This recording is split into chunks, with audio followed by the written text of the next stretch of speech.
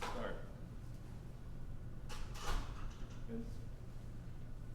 Joe, you're banged up for a little bit. Where you at right now in terms of your health, and how do you feel you've done since you came back? You said, how do I feel that I've done since I came back? Yeah. Health-wise, I'm getting better. Every day you just got to keep building days, getting better. Just keep going to rehab and stuff like that. On the field, I feel like I'm playing better, just working on things that I need to work on as far as like using hands, playing harder. But as a whole, I feel like we playing hard, but we need to correct the details in order for us to take the next step. Wes. Latrell, you've always come across as a really positive guy. Is anything this season sort of stretched that a little bit in terms of testing your patience? I know you didn't come back for a super senior year for hurt like this. I would just say, look at the bigger picture, because you can just look at, being hurt and be down on yourself, but you really got to lean on your brothers, and your brothers help lift you up. And I think we did a good job as a team, coming together. I would say this team as a whole, we got the strongest bond that we've had since I've been here, and that helps a whole lot too.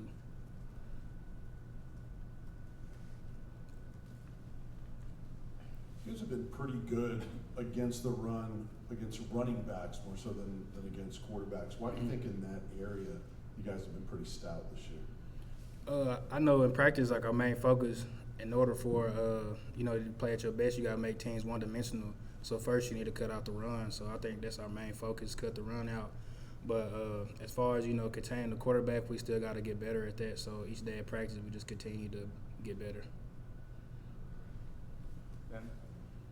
Butler, how do you balance getting upfield, rushing the quarterback, but also trying to stay in your lanes and make sure that you don't give the quarterback lanes to get out and go big plays? Really just rely on your training, not try to get outside of yourself and try to do too much. Because I feel like a lot of times when we try to do too much and win against the scheme, that's when things start breaking loose and breaking down. Shows this the best Matt Butler that you've played with in your career? Yeah, it is. I think he's done made himself a lot of money this year. So. So take us through the evolution of Matt Butler. What are the specific things that he has improved on that's allowing him to have that on-field success? I think mainly his play strength. He's always been a strong guy, but just at the point of attack, I see him, he's a lot stronger now. And he's always been a smart guy, too. So that always helped his game. So he just always been – I think he's always been a step ahead, but now everything's just coming together, clicking for him. And I'm happy for him, too. Okay. Latrell, do you know off the top of your head how many defensive line coaches you've had? I could be wrong. I want to say 4, though. Okay. What has Rodney Garner meant to you? He's meant a lot, man. I think he's by far the best coach we've had since we've been here. And, it's only been, we've been together 9 months maybe, and I think we took such a big step in a short amount of time. So I think that speaks a lot of volume. How do you think you've been able to take a big step under Coach Garner? Just playing vertical, because in the past, I think that we used to play side to side, and that caused a lot of issues. And we played on our line of scrimmage when we need to be playing on the other side. So now I see us playing more vertical and getting tackled for losses. Latrell, as you've been watching this season, with a lot of guys' defense, now that you're back to, seeing the way y'all have played for the first 45 or 50 minutes of games, and then the way things have gone in the final 10 minutes or so, whether it was close games or ones that got away, how can y'all take what you've done defensively for most of the game and kind of keep it there for the fourth quarter? I just say we need to be focused a lot more, which, as the game goes on, you get more tired. So I think, you need to look past being tired and think about what's best for the team and just keep pushing yourself to be better and help close out games.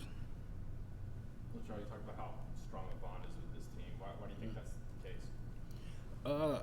I think main thing, we did a lot of activities leading up to the season, whether that was at football or outside of football. I know a lot of times the D-line, we try to get out and go do things together, whether that's eating or something like that, which in the past we was all cool, don't get me wrong, but we just never really hung out outside of football, I don't think, as a group. Obviously during the season, I don't know how much free time you guys have to do stuff like that, so how do you keep that bond strong during the ups and downs of the season when you're winning and maybe you're losing some games? I think just, guys hang around in the locker room or down in Smokies and stuff. If you walk around the building, a lot of times now you see guys just sitting around, you know, cutting up with everybody, which in the past, people, you know, quick to get up out of here. So I think that helps.